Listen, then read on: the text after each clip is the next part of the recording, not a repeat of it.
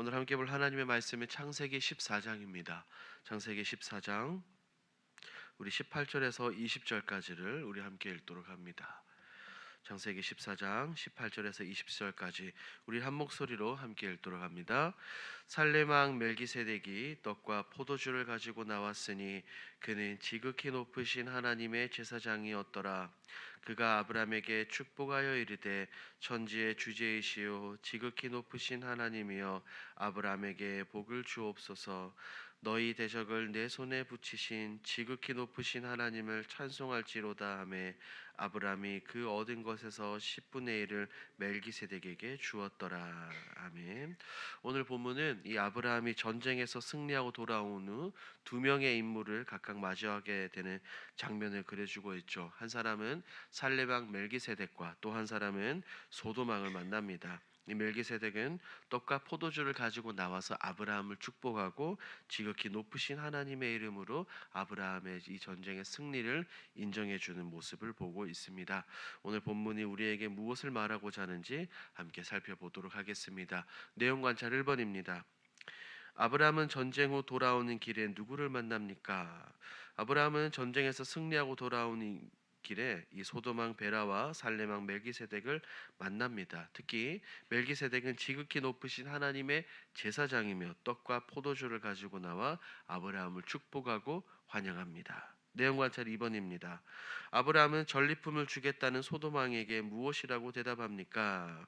아브라함은 소돔 왕에게 이렇게 말하죠. 실오라기 하나라도 내게서 내가 가지지 않겠다라고 굉장히 단호하게 그에게 말을 하고 있어요.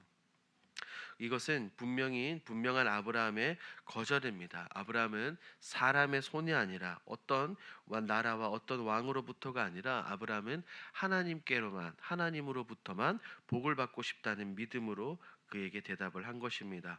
이 부분은 우리 연구와 묵상에서 우리가 조금 더 자세히 살펴보도록 합니다. 연구와 묵상입니다. 아브라함이 소돔 왕의 불의한 제물을 거절한 이유는 무엇입니까? 아브라함이 이 소돔 왕의 불의한 제물을 거절한 이유는 다른 것이 아닙니다. 먼저는 소돔 왕으로부터 전리품을 제안받았지만 칼같이 단호하게 그 제안을 거절합니다. 그 이유는 다른 것이 아닙니다. 하나님께서 주시는 복 외에 사람의 손을 통해서 영광을 받지 않겠다는 아브라함의 믿음의 결단 때문이죠. 아브라함은 실오라기 하나라도 내게서 내가 가지지 않겠다라고 굉장히 단호한 어투로 그에게 말을 합니다. 이것은 아브라함의 겸손을 뜻하는 것이 아니라 하나님이 아닌 사람이 자신의 인생의 후원자나 축복자처럼 여겨지는 것을 철저히 거부하고 경계하고 주의하는 이 아브라함의 고백입니다. 소돔왕은 어떤 곳입니까? 소돔은 부정한 도시의 대표자로 만약에 아브라함이 그 재물을 받는다면 하나님의 복과 인간의 도움을 섞어버리는 이 결과를 가져올 수 있습니다. 아브라함은 그런 타협을 원하지 않았고 승리의 영광을 오직 하나님께만 돌리고자 했습니다. 아브라함은 싸우기 전에도 전쟁 중에도 그리고 싸운 후에도 철저히 하나님을 중심으로 판단하고 말씀을 중심으로 행동한 믿음의 사람이었던 겁니다. 결국 오늘 이 말씀은 우리에게 이런 질문을 주는 겁니다.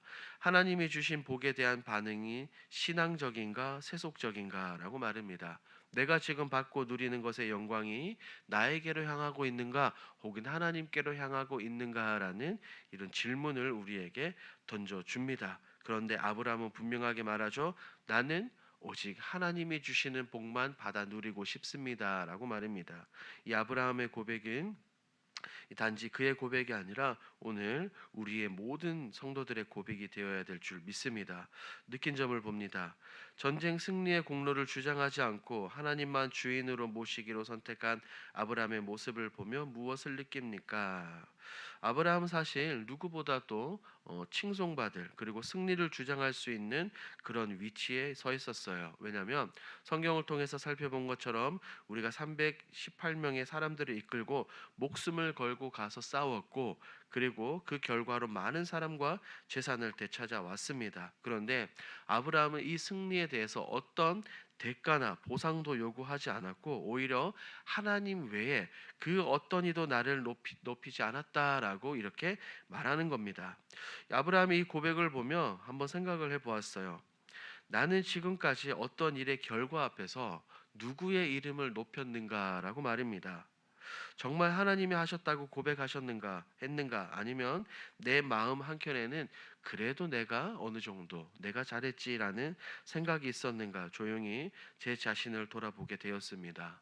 아브라함은 지금 우리에게 분명하게 보여주고 있어요. 진짜 믿음이라는 것은 위기의 순간에만 드러나는 것이 아니라 승리의 순간에 누구를 높이고 누구에게 영광을 돌리는 것이 중요하다는 것을 우리에게 분명하게 말하고 있습니다.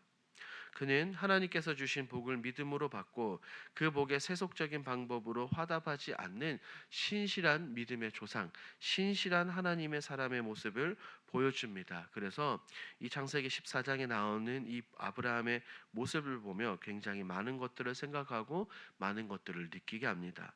적용을 봅니다. 내 유익을 쫓아 세상의 방법을 선택한 적이 있다면 언제입니까? 우리는 때때로 하나님의 뜻을 알고 있음에도 불구하고 당장의 편안함이나 그리고 유익을 쫓아 세상의 방식대로 판단하고 행동했던 적들이 분명하게 있습니다. 저 역시도 그렇고요. 경제적인 손해를 피하고 싶어서 혹은 교회 내에서 사람들과의 관계를 조금 더 유하게 하고 싶어서 기도보다 다른 것들, 타협을 선택했던 순간들이 떠오릅니다. 이러한 저의 모습들을 보며 떠올랐던 성경 인물이 바로 룻기 1장에 나오는 엘리멜렉이었어요. 그 엘리멜렉은 베들레헴에 기근이 들자 하나님을 예배하는 그 약속의 땅을 떠나 이방 땅인 모압 땅으로 이주합니다. 모압은 어떤 곳입니까? 우상 숭배가 가득한 나라였고 그곳에서 결국 가족과 함께 신앙적으로 큰 위기를 맞게 되었습니다. 엘리멜렉은 기근이라는 그 현실 앞에서 하나님의 약속보다 세상의 조건을 선택했고 그것을 바라보았고 그 선택은 결국 그와 그의 아들, 그 가정에 굉장히 큰 슬픔을 가져왔습니다. 저 또한 삶의 어떠한 선택 앞에서 하나님의 약속을 신뢰하기보다는 세상적인 판단과 기준, 제 생각대로 결정하려고 했던 적이 굉장히 많았습니다. 오늘 본문에 등장한 아브라함처럼 하나님의 복을 받은 자로서 그 복에 대한 반응 또한 나 중심인가 혹은 하나님 중심인가, 이 질문에 대해서 우리가 스스로 질문을 던져보고 우리가 결단으로 나아가게 됩니다. 마지막 결단을 봅니다. 치열한 입시와 취업, 승진과 질병과의 싸움에서 승리와 축복을 주신 하나님께 감사드리기 위해 무엇을 실천하겠습니까? 오늘 창세기 14장 이 말씀을 생각하며 다음과 같은 두 가지 정도로 우리가 결단해 보는 것은 어떨까요? 첫 번째, 하루에 하나씩 감사 노트를 쓰며 기도로 하나님께 영광을 올려 드리는 것입니다. 오늘 그리고 내일 매일의 삶 가운데 누리게 되는 우리와 승리의 삶이 있을 것입니다. 그리고 때로는 그 모든 행복의 순간들을 그냥 지나치지 않고 그 모든 영광과 감사를 내가 가지는 것이 아니라, 내가 취하는 것이 아니라 하나님께 올려 드리는 것입니다. 그 기도 제목, 그 내용을 일기로 쓰면서 하나님께 고백하는 것이죠. 두 번째, 축복을 흘려 보내는 사람으로 살아가는 겁니다. 내가 하나님께 받은 많은 응답과 사랑, 은혜를 나 혼자 누리는데 그치는 것이 아니라 내 가족과 그 위로가 필요한 이웃들에게 실질적으로 그 은혜와 사랑을 나누게 되는 것입니다. 그렇게 될 때 우리 모두는 믿음 안에서 함께 성장하고 자라나는 아름다운 신앙 공동체가 될 수 있습니다. 오늘 하루 이것을 기억하시고 이 모든 것을 실천하시는 저와 여러분들이 되길 우리 주님의 이름으로 축복합니다. 아멘. 오늘 들은 말씀을 기억하며 우리 함께 기도합시다. 첫 번째,